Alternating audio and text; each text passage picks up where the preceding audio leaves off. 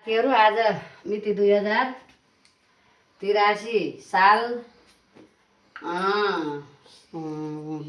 वैशाख जेठ असार साउन 4 महिना 1 गतेको दिन आज साउने सङ्क्रान्ति लुतो फाल्ने दिन भनेर पनि हामीले चाहिँ भनिन्छ र यसमा चाहिँ आज यो हाम्रो बाउबाजेको परम्परा अनुसारले बाआमाले गरेको देखेको अनुसारले आज हाम्रो चाहिँ यो मासको फुरौला खाने कार्यक्रम पनि छ के। यो मासको फुरौला बनाउँदाखेरि साथीहरूले के राख्ने भनेर भन्नु होला। 1 नम्बरमा हजुरको चाहिँ बेसार राख्नु पर्यो। 2 नम्बरमा हजुरको नुन राख्नु पर्यो। हेर्नु है साथी, हेर्नुहोस् है। 2 नम्बरमा नुन, 3 नम्बरमा पिरो खुर्सानीको है साथी, खुर्सानीको पिरो। अनि 3 नम्बरमा पिरो। 4 नम्बरमा चाहिँ अब यो मसला, यसमा मसला त भन्नु पर्दैन, सबै कुरा चाहिँ मिलाएको मसला छ, अब हजुरहरूले जान्नुभएकै छ। र त्यसपछि पनि यसमा यहाँ यो चाहिँ अब यसमा के भने मसला पिनेको भन्नु पर्यो। यसमा चाहिँ के छ भन्दा हजुरको अदुवा लसुन गरेर चाहिँ अदुवा लसुन अब यो मरमसला हाल्नुपर्ने चिज सबै हालेर हजुरको चाहिँ हेर्नु है। अब यसलाई चाहिँ यहाँ चाहिँ म मोल्छु। यहाँ पछि गएर हजुरको के गर्छु भन्दा घिउको बान लगाउँछु। घिउको बान, यो घिउ कति पर्छ हेर्नु है। यो घिउको बान हो। यो घिउको बानमा चाहिँ बाउबाजेले मानिआएको यो चल्ती चलन अनि बनाइ खाएको चिज हामीले कुनै साथीहरूलाई पनि परासो थाहा छैन होला। अब यो थाहा हुनको लागि पनि हाम्रा बाबाआमाहरू बाँचिरहनु पर्ने अनि बाबाआमाले चाहिँ सिकायो भने जानिने नै त हो नि। अनि हजुरको चाहिँ अब यसमा चाहिँ मैले मरमसला मिलाएँ। अब हजुरको यसमा त लसुन अदुवा बेसार मसला नुन अब यसमा चाहिँ राख्नुपर्ने चिज सबै मैले राखेँ। यो के हो त नि साथी, के को फुरौला भनेर हजुरले भन्नु होला। यो फुरौला चाहिँ मासको, मैले चाहिँ मास किनेर लिएर आएर मासै नपखालेको मास चाहिँ बुकौटो मास चाहिँ अब त्यो सुकाउन त बनाएर पखालेर सुकाइयो र त्यो गेडे मास मैले चाहिँ पिने। गेडे मास पिनेर अनि गेडे मासको चाहिँ धुलो बनाएर त्यो धुलोमा मरमसला सबै पिनेर अनि मासका फुरौला खाने भन्छ साथी। यसको हजुरहरूलाई आन पनि त थाहा होला नि। ससुराली ज्वाइँ चाहिँ नयाँ ज्वाइँ ससुराली गएको रे। ससुराली जाँदाखेरि चाहिँ माया ससुरालीमा त अब साउने सङ्क्रान्तिको दिन अब रोटी अथवा यो पुरी अनि हजुरको चाहिँ यो मासको फुरौला बनाइयो नि। अनि गएर ससुराली गएर चाहिँ सासु आमाले दिनुभएछ अरे मासको फुरौला यसरी नै हाल्नुभएछ अरे कि। मासको फुरौला राखिसके पछाडि अनि ज्वाइँ आउनुभयो ल भनेर चाहिँ सेलरोटी पुरी फुरौला खान दिनुभएछ।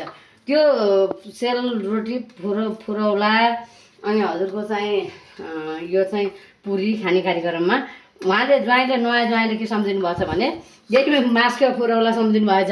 मासको फुरौला मिठो भएछ। अनि मासको फुरौला मिठो हुँदाहुँदै उहाँले चाहिँ फुरौला फुरौला फुरौला फुरौला भन्दै जानुभएको थियो अरे कि। यो घरमा चाहिँ जान्छु अनि श्रीमतीलाई चाहिँ यो फुरौला चाहिँ बनाऊ है, तिमीले त्यो फुरौला बनाउँदाखेरि मास पिनेर मरमसला अदुवा लसुन अब त्यसमा चाहिँ के हुन्छ त्यसमा चाहिँ सबै कुरा राखेर चाहिँ फुरौला बनाऊ है भनेर भन्छु भन्दै ज्वाइँले बाटोमा घर पुइन्जेलसम्म भुल्छु कि भनेर चाहिँ फुरौला फुरौला फुरौला भन्दै जानुभएछ। अनि ठ्याक्क चाहिँ हजुरको चाहिँ बाटोमा गइसके पछाडि त ज्वाइँ चाहिँ लोट्नु भएछ। लोट्दाखेरि भन्नु होला कि अनि लोटेपछि त निधारमा चोट लाग्यो। निधारमा चोट लागेपछि के भन्नुभएको छ ज्वाइँले भने फुरौलाका ठाउँमा चाहिँ उफ्रौला उफ्रौला उफ्रौला उफ्रौला उफ्रौला भनेर भन्नुभयो अरे। त्यो चोट लागेको भएर त्यो उफ्रौलो त टुटुलको उठ्यो। टुटुलो उठिसके पछाडि त अनि उफ्रौला उफ्रौला भयो नि त। टुटुलो उठ्यो दुख्यो अनि उफ्रौला भएको कारणवश अनि त्यहाँ घर भन्नुभयो अरे कि श्रीमतीलाई। श्रीमतीलाई भनेपछि अनि उहाँ गएर श्रीमतीलाई ल उफ्रौला हाल है, उफ्रौला हाल, यसरी चाहिँ आमाले राख्नु भएको थियो, यो चाहिँ मिठो भएको थियो र अहिले तिमीले पनि यो पकाऊ है, यो धेरै मिठो हुँदो रहेछ, खान पर्यो श्रीमतीज्यू भनेर भन्नुभएछ। भन्दाखेरि श्रीमतीले नबुझेर अनि उफ्रौला भनेको के हो, उफ्रौला के हो भनेर चाहिँ भन्नुभएछ।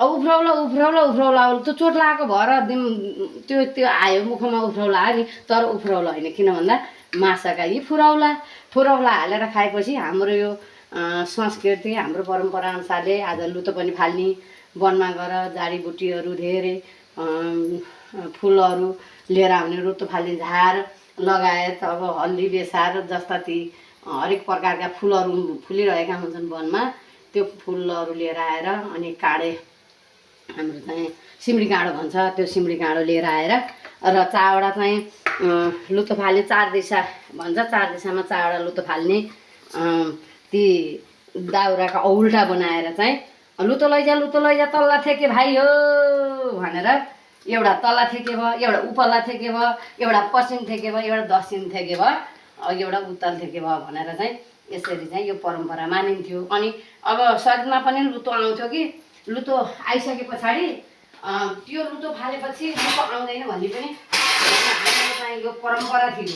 किन भन्दा लुतो फालेपछि लुतो आउँदैन भनेर हाम्रा बाबुबाजेले लुतो फाल्नुहुन्थ्यो। अब जस्तै मानौँ कि यो फुरौला पकाउने, तपाईँको चाहिँ अब यो पुरी पकाउने, सेलरोटी पकाउने र अनि लुतो लैजा तल्ला थेके भाइयो भनेको धेरै रमाइलो हुन्थ्यो। बेलुका सबैले फाल्दाखेरि सबैतिर रमाइलो हुन्थ्यो। अहिले चाहिँ हाम्रो यो परम्परा पनि छैन। अनि हामीले भए पनि कसरी फाल्ने, जताततै घर छन्। अब उपल्ला थके भाइयो भनेर माथि फाल्न मनाउने घरै छ, तल्ला थेके भाइयो भनेर फाल्न मनाउने घरै छ, दायाँ थके भाइ भनौँ भने नि पूर्व पश्चिम जता भने नि जतासुकै घरै छन्। त्यो भएर पोखरामा अब अहिले सहर बजारमा चाहिँ लुतो फाल्ने कार्यक्रम चाहिँ हामीले बिर्सिँदै गयौँ। र त्यो लुतो फाल्ने कार्यक्रम बिर्सिए पनि साथीहरू म भन्न चाहन्छु मेरा गाइजहरूलाई, र यो रोटी पुरी भन्दा पनि हेर यो चाहिँ है, यो हजुरको चाहिँ यो माछा फुरौला चाहिँ खानै पर्ने दिन हो है साथीहरू। आज यो माछाको फुरौला यदि जान्नुहुने साथीहरूले पकाएर पनि खानुहोला, नजान्ने साथीहरूले सिक्नुहोला र फेरि पनि पकाउनु होला भन्दै मैले यो 2083 साल 4 महिना साउन 1 गते यो साउने सङ्क्रान्ति लुतो फाल्ने दिनको सबैजनामा शुभकामना दिँदै म यहाँबाट बिदा हुन्छु। साथीहरू सबैलाई बाई बाई, शुभकामना।